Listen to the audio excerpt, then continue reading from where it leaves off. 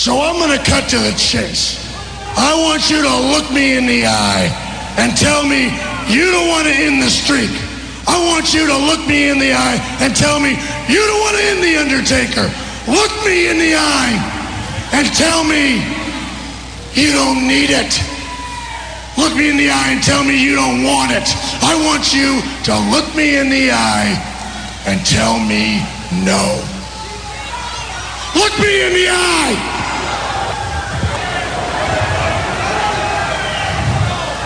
No.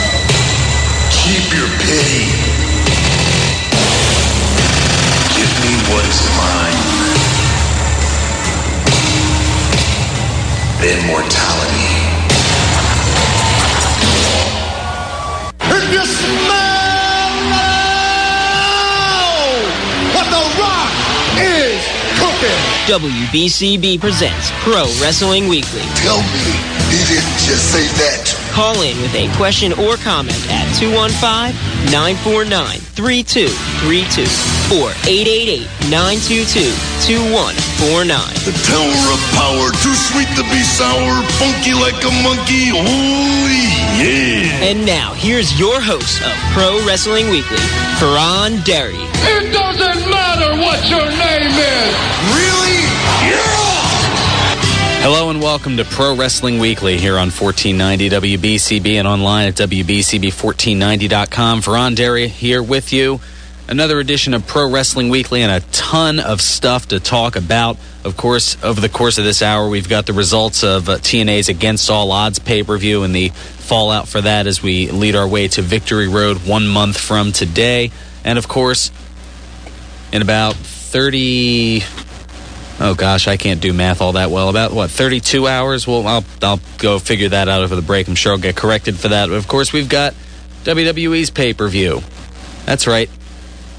Elimination Chamber. We're going to be talking a little bit about that. And also the table continuing to attempt to be set for WrestleMania. As you heard there, Shawn Michaels trying to convince Triple H to take the match, take the Undertaker's challenge, and Triple H saying no. Bit of a difficult task trying to edit that all down because that whole conversation was probably about 13 minutes beginning to end, and I didn't want to play the whole... Well, I did want to play the whole thing, but at the same time, I wanted time for you out there. So we've got that to talk about. Obviously, some various news and notes, as we always do, and something I was preluding to last week, and we can certainly get into it in recognition of the extensive push in TNA of Garrett Bischoff. I wanted to look at your thoughts on the most overhyped, underwhelming second and third generation wrestlers, and there are certainly a few of them out there, and gotten quite a few different thoughts on it. One that actually was rather interesting, and we'll get right into it in the Facebook feedback. Randy Orton, that was suggested, of course, by Eric from up there in the Minnesota Wrecking Crew. Rather interesting note. He says, Orton, because just like John Cena, he often feels he's been pushed down our throats for too much for us to like. Up till this past summer, in putting people over, what has he done? Granted, he has had a few good matches in the past, but in Eric's eyes, the anger issues of Randy Orton have tainted his legacy. Rather interesting, but at the same time, he has been rather successful. I don't know how much, you have to think back to, I guess it was 2002 was around the time that he came in. How much there was behind him. And, one of the other factors that it's kind of hard to figure out where it fits is, I guess you try not to compare them necessarily to whoever their parent figure is. So in this case, with Randy Orton, trying to compare him to Cowboy Bob as far as who was more successful. One could argue that Randy was more successful than his father, but was he necessarily disappointing? Eric says so. I'm kind of a little bit more on the fence with that, but I don't know. That's why we have different thoughts and opinions on it. And guess what's underwhelming for one is definitely not underwhelming for another. I don't know. I just thought it was a rather interesting selection, and of course, John from the Northeast, he agrees, throwing a thank you in there. We've also got so many different things to talk about. First, from the TNA pay-per-view, one not so good bit of news. Jesse Sorensen, of course, he was in the match against Zema Ion. He was hospitalized following the match. He suffered a neck injury. His body went numb at ringside. That's why the match ended in a countout. After taking a knee to the head when Zema Ion performed a moonsault off the top rope, Dixie Carter provided more info that Sorensen sustained a C1 vertebrae fracture and spinal cord edema. You'd think I'd know that. I'm not exactly a medical expert, nor do I play one on TV or radio, but we'll go along here. But I do know that the C1 vertebrae, that's the uppermost uppermost bone in the in the spinal column, right up by the neck, and that's needless to say, very serious. According to Carter, he's slowly regaining feeling and movement in his arms and legs, and he obviously thanks everyone. Our thoughts and prayers are with him. Doctors are expecting Sorensen to make a full recovery, so that is excellent news from a bit of a negative situation. Also, some more TNA news. Vince Russo is out as a writer for TNA. Dixie Carter tweeted the following on Tuesday. TNA and Vince Russo have mutually parted ways as of this week. The separation is amicable and professional because there were some rumors floating around that he was no longer with the company. She went on to say, "We are glad for the opportunity to have worked together and wish each other nothing but good luck and success in the future." It's a little bit more positive than being future endeavored, I guess. But, Vince Russo no longer part of the writing crew for TNA. What do you think this means for TNA? You can certainly let me know. I'll give you the numbers in just a moment in case you don't have them. But we certainly have the open lines. Former SmackDown writer Dave Lagana is expected to take his place as part of the creative crew over at TNA. And another note from the Against All Odds pay-per-view before we get into the match results. Taz was not on commentary for it due to the death of his brother-in-law. Mike Tenay and Jeremy Borash were on commentary for that one. Also, a lot to talk about the Elimination Chamber. I've got my predictions certain to go wrong coming up this hour. We're just we're bouncing all over the place and getting all your thoughts at 215-949-3232 or toll free at 888-922-2149. Also, if you're a little shyer, we also have the Facebook fan page. Just look up WBCB Pro Wrestling Weekly, and we'll take a little bit more of a look at the Facebook feedback. A ton of stuff coming in regarding all different types of topics. Dan from Chicago chiming in on the TNA pay-per-view, which we'll get to that in a second. He said TNA sort of copied the SummerSlam 1997 ending. I'll tell you a little bit about that right now, actually. Bobby Roode, of course, beating James Storm, Bully Ray, and Jeff Hardy in a four-way to retain the TNA title. Of course, Sting, the special enforcer. And kind of in a nod to that SummerSlam 97 match involving Bret Hart and The Undertaker with Shawn as the guest referee. Brett, well, in that case in '97, Brett spitting in the face of Shawn Michaels, and then Shawn, who had a chair in the ring, swung the chair at Brett. Brett ducked out of the way, and the Undertaker ended up taking the hit. Similar deal where Bobby Roode spat in the face of Sting. Sting swung a chair, missed, ended up hitting Jeff Hardy, and reluctantly made the 3 count to allow Bobby Roode to retain the TNA title. Looking at the rest of the card, Kazarian beat AJ Styles in something that I figured didn't make sense, and that was one of the few that I got right there. Austin Aries retained the X Division title, beating Alex Shelley. Samoa Joe and Magnus, they're your new TNA Tag Team Champions, beating Matt Morgan and Crimson. Also, Gail Kim retains the Knockouts title. Robbie E, in kind of a bonus match, beat Shannon Moore to hang on to the TNA television title. And, of course, we mentioned the unfortunate incident involving Jesse Sorensen in the opener against Zema Ion. So, interesting comments. And actually, Ryan checking in.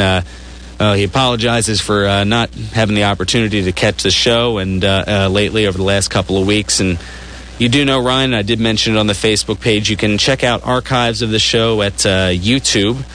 Just type in WBCB Pro Wrestling Weekly, and I'm getting better about putting things like the date along with the episode number in, so you can figure out what date you want to listen to. But I'm still figuring out all the technology myself. So as I learn, I think things will definitely improve in that regard. Ryan goes on to say here his thoughts on the SmackDown Elimination Chamber. He says the foundation for the SmackDown main event of WrestleMania starts here with a Wade Barrett title win. Oh, Ryan, you're definitely a fan of Wade Barrett's.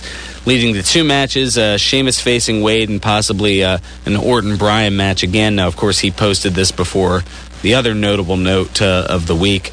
Randy Orton out of the Elimination Chamber match with concussion symptoms, suffering a concussion. And in his place, there was a battle royal last night on SmackDown, which was won by the unlikely name of Santino Marella.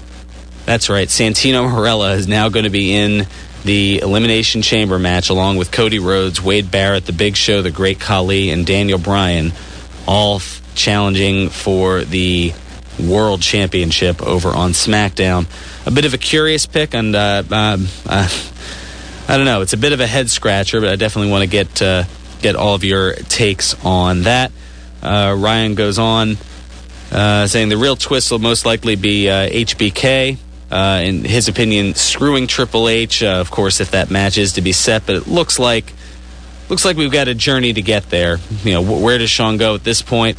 This won't be the last that we see of the Heartbreak Kid, as it's been announced and advertised that both The Undertaker and Shawn Michaels will be at the March 19th Raw in Philadelphia, coming up just over a month from now, as well as the March 5th edition of Raw in Boston. So we'll definitely be seeing that pair, and it looks like we'll be it looks like we're getting to Shawn Michaels as a guest referee for Triple H against The Undertaker. It's a matter of how we get there. And, HBK kind of, going back to Ryan's comments, HBK saying, if I couldn't beat the streak, why should you? So that's where you think Shawn Michaels might turn on Triple H. And ultimately, he feels we're going to see CM Punk against Y2J or Chris Jericho at WrestleMania in what could be one of the best matches of all time, despite the time away from Jericho. He also feels that Punk will beat Jericho at WrestleMania, meaning possibly a Jericho win tomorrow. Hard to say. I'll let you know. My prediction's starting to go wrong coming up. And he also is going to make a bold statement that Cody Rhodes will never win the World or WWE title in his career. Please note that all of this was written in the tone of Wade Barrett with a shaky accent. Yes, as I said, Ryan is probably one of Wade Barrett's biggest fans. And, as a rather large Cody Rhodes fan myself, I'll just say I hope you're wrong on that. Anyway, let's go ahead and take care of our first bit of business, and then we'll get to Ed, who's been waiting patiently. We'll get to him first on the other side with a look at the local scene, and then more of your calls, thoughts, feedback, and more. Facebook feedback lighting up already, and we've got more stuff coming in here on Pro Wrestling Weekly. Let me give you the numbers. 215-949-3232, or toll free at 888-922-2149. Also, you have the Facebook feedback, WBCB Pro Wrestling Weekly. This is Pro Wrestling Weekly on 1490 WBCB and online at WBCB1490.com.